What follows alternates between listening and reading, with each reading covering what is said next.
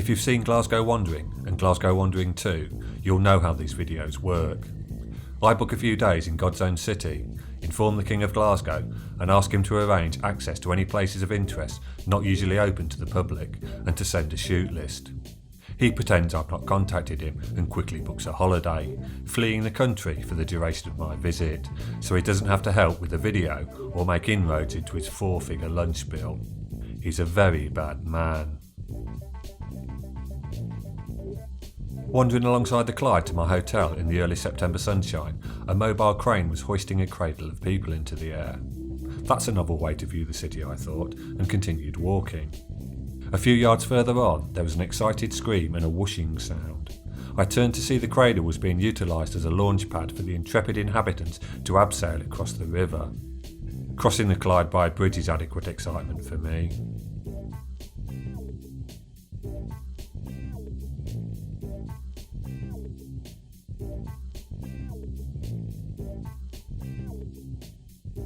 Checking in, 2 courteous and kind ladies on reception searched their computer and then allocated me a quiet room with views to gladden the heart. Glasgow is the home of kindness. After unpacking, I profusely thanked the ladies for my room's location and headed for destination number 1.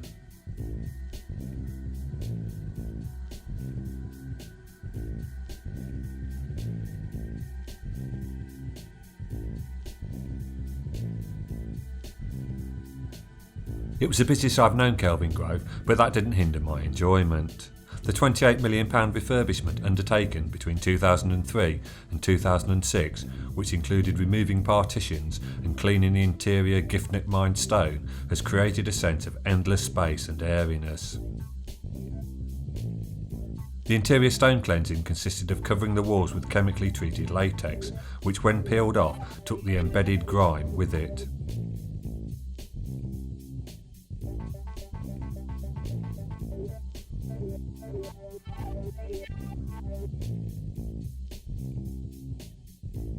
Spending time in Glasgow without visiting Kelvingrove doesn't bear thinking about.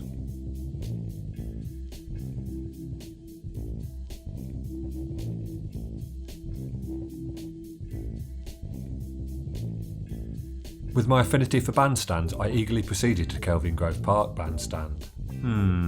This isn't an archetypal bandstand. Perhaps trade descriptions should be informed. It's more of a stage in an amphitheatre.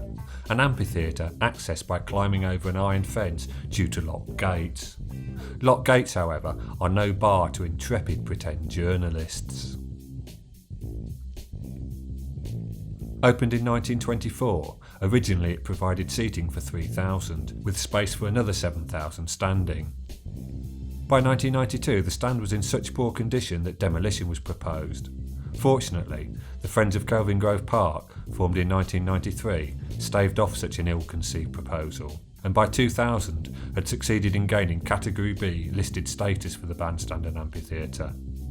Despite much talk, it wasn't until 2013 that a £2 million restoration began, opening as the structure we see today in May 2014.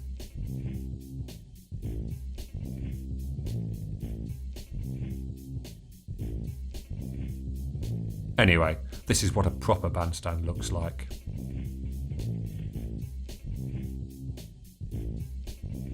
Also in the park was an exuberant Ganesh Chaturthi celebration.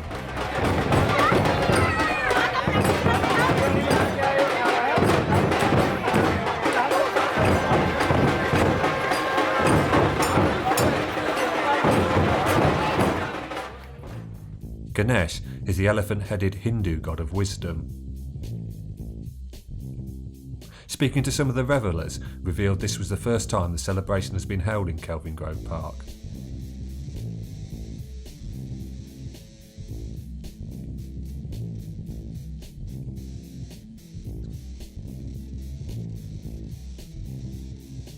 Billy Connolly, of course, is a Glasgow institution. We love him. Some love to hate him. He's an icon. Many Glaswegians think they are funnier than he is, a claim that is sadly never quite proven. A while back, the BBC and the council decided it would be a great wheeze to invite 3 artists to portray Billy, which they duly did. For some reason, they commissioned some half-wit to convert each artwork into a mural on 3 city gable ends. The results, as they say, are mixed. So John Byrne's portrayal, quite good, can be found at the back of nowhere on Osborne Street. The video artist Rachel McLean, different, can avoid Spoutmouth and Gallowgate if she doesn't want to see the blown up mural version of her take on King Billy. But it's on the side of a pub that the full glory of Jack Vetriano's Billy is spewed up in paint all over a prominent gable end. There are only 2 problems with Jack Vetriano. He's got no sense of humour and he can't fucking draw.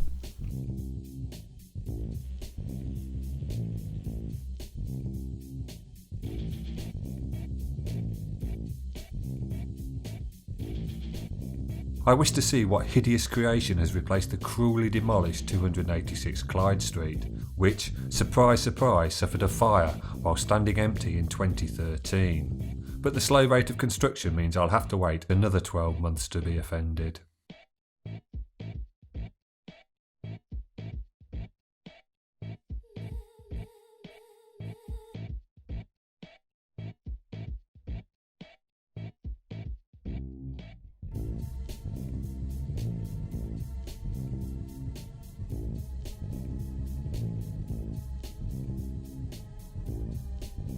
Queen Street railway station connects Glasgow to most points north. If you want to visit Inverness, Aberdeen, Skye, all those places, even Edinburgh, this is where you'd depart.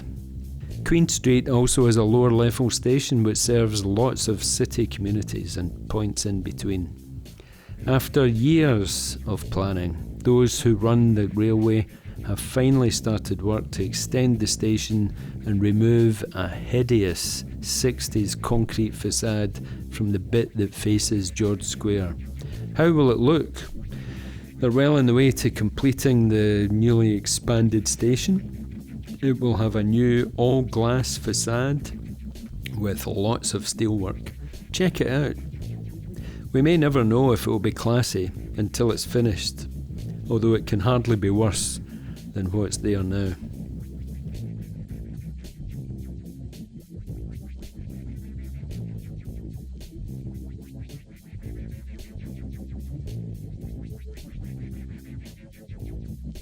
Remaining with railway stations, Highlandman's Umbrella, which carries rail tracks the span of Argyle Street, has always enticed me. James Miller was responsible for the Venetian glazed wall formation, with construction undertaken during Central Station's rebuilding between 1901 and 1905. The bridge is said to have received the name Highlandman's Umbrella after becoming the unofficial meeting place for those displaced by the Highland clearances who moved south seeking work in Glasgow and used to congregate under the bridge, avoiding Glasgow's often inclement weather, hence the Highlandman's Umbrella. As impressive and appealing as the glass walls are, it's the dark, seedy, grimy tunnel, which even after the 1998 attempted gentrification still retains its earthy aura, that draws me in.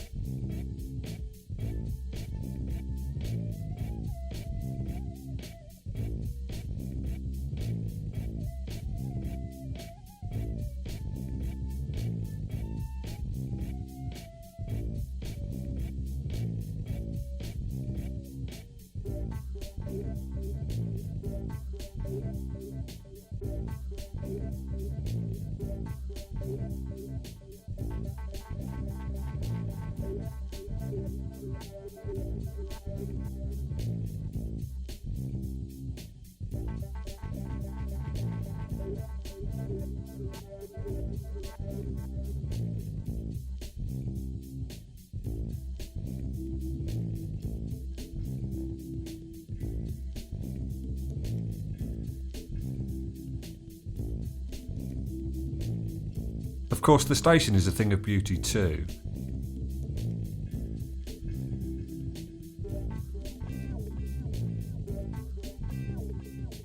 And if you're interested in the station's rebuild, head to the Mitchell Library 5th floor and seek out LD Howson's Central Station Glasgow, a diploma in architecture, which is a treasure trove of information and architectural plans.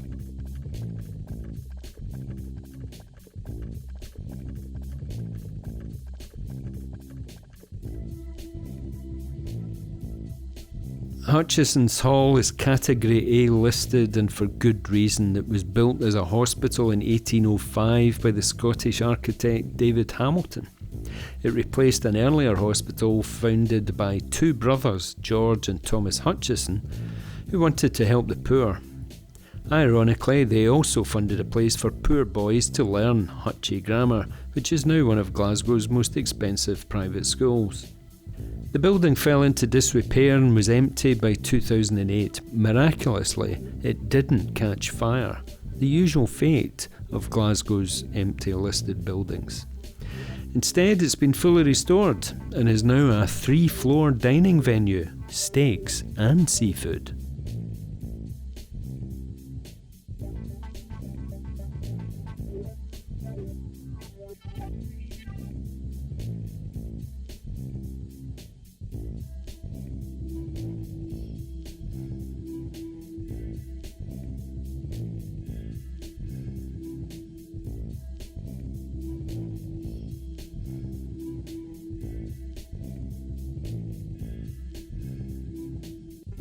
Finnieston Crane is to Glasgow as Battersea Power Station is to London, an icon of the skyline.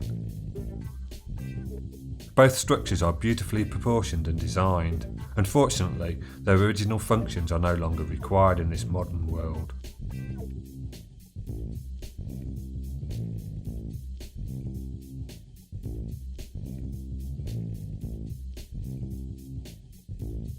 But whereas Battersea is being turned into a capitalist playground when it should have been utilised for affordable housing, the Finnieston Crane will remain unmolested, a symbol of Glaswegian industry sadly demised.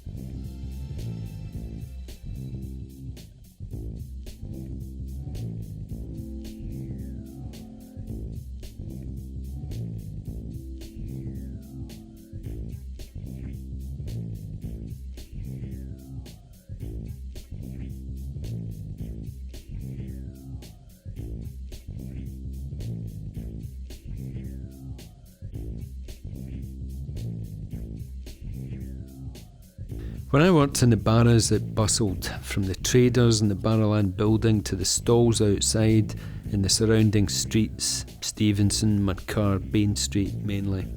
It thronged with shoppers from far afield. They sought bargains and they usually found them. The various shops and stalls were owned usually by families, some of whom also had places at Paddy's Market and the Brigget, not far away. But the growth of car boot sales and official markets everywhere, and of course the pound shops, undermined the Barras long ago. It's a shadow of itself, although the antique sellers behind St Alphonsus Church near London Road retain a whiff of old-style Barrowland.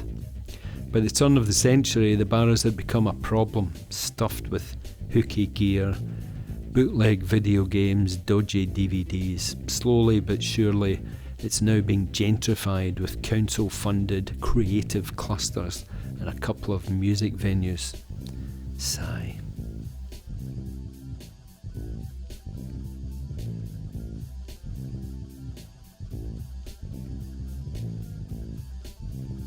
Radio Scotland broadcast a programme titled The Gorbals Vampire about the southern necropolis in the Gorbals. No one in their right mind believes anything on the lie machine, so I looked up the southern necropolis, which does exist, and in turn led me to discover Glasgow Necropolis, my new favourite Glasgow location. What an experience!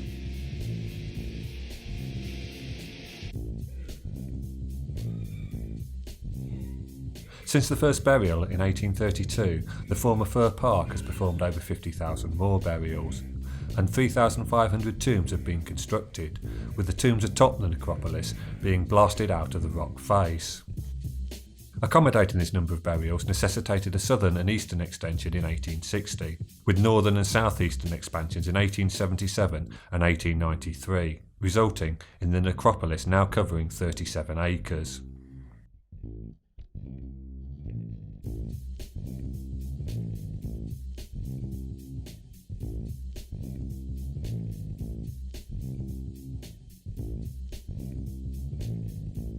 If exploring the multiple tiers of the necropolis isn't joy enough, you can look over to the magnificent James Miller designed Royal Infirmary in awe and wonder at how such a structure was realised. Miller, you'll recall, was also responsible for the Highlandman's umbrella. I visited the Royal Infirmary once when my company had to drop something off. She wouldn't let me enter though. Am I coming in with you? No, stay in the car, you're an idiot.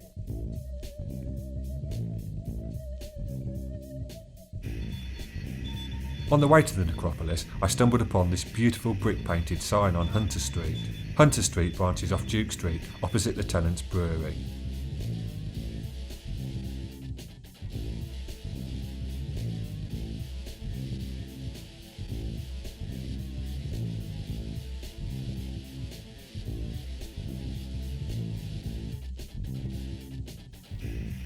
Oh, what a tangled web we weave.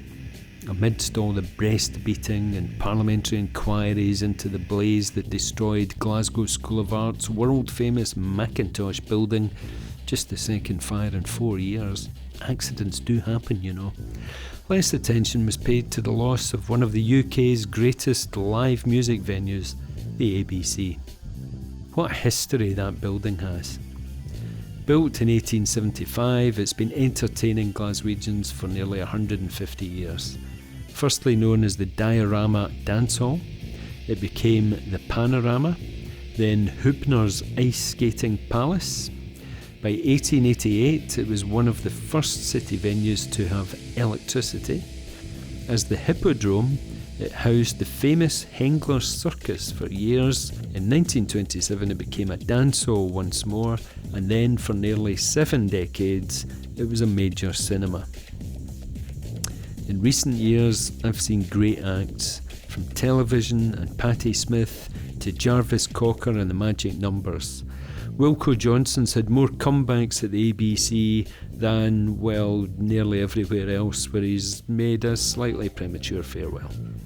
All gone, burned out by falling debris from the venerated Mac building above. This Sauchiehall Street icon is gone. Some developer wants to demolish it now, and thankfully there's a mounting campaign to stop him from doing that. Conservationists say its facade at least can still be saved. We'll find out soon if the powers that be agree with them.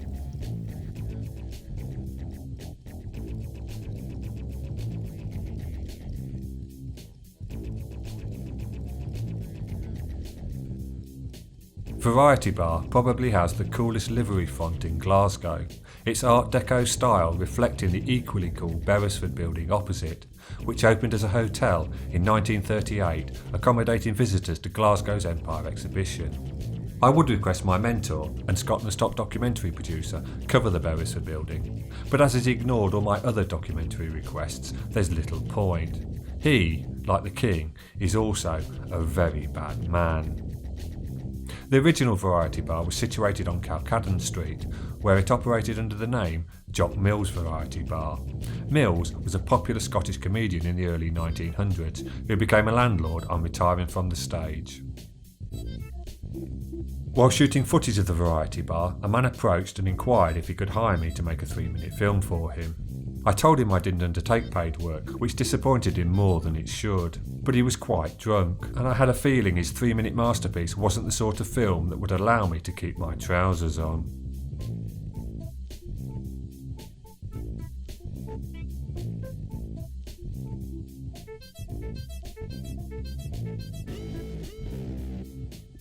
Buffalo Bill, real name William F. Cody, was really a bit of a Celebrated for his role during the so-called Indian Wars, Cody killed thousands of buffalo to feed the rampaging US Army as it stalked over newly stolen land, bumping off its rightful owners in the name of might and right. Cody took his travelling circus far and wide, setting up his stall in Glasgow's Denniston. Why Denniston? I have no idea. For the entertainment of the masses in 1891.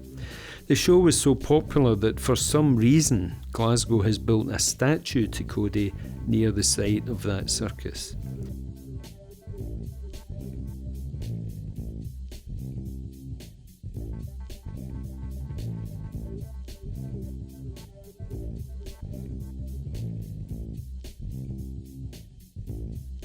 Perhaps we should have paid tribute instead to one of his exhibits, Kicking Bear, a Lakota chief who was press-ganged into the circus on pain of prison. Kicking Bear fought at Wounded Knee. The show's manager sold off some ill-gotten Indian relics stolen from the tribes to a Glasgow museum while he was in town. It took us well over a century to give them back. This bronze statue was commissioned by Regency Homes to mark their new development at Denniston. No one seems to know who to attribute the sculpture to, but Osmond Bullock points out on the UK Art Detective website it's just a derivation of Frederick Remington's The Outlaw, circa 1906.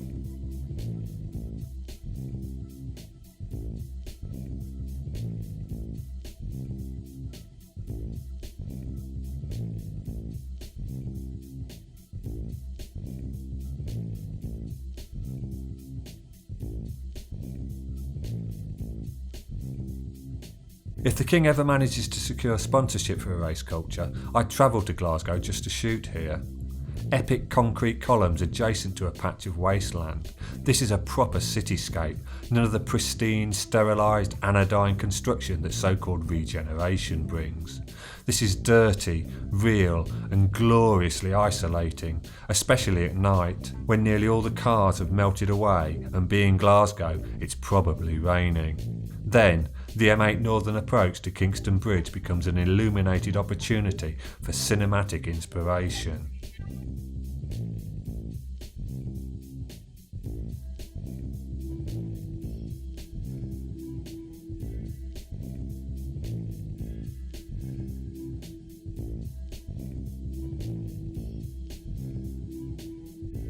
It's impossible to thank the King enough. He is a gent of the highest order. Thanks also to the legendary Furniture Went Mad for generously providing all the EC videos with music. And a final thanks to the Falkirk Genius. Hello Andrew, because thanking him annoys the King. Glasgow no more. You didn't disappoint and I'm still hopelessly in love with you.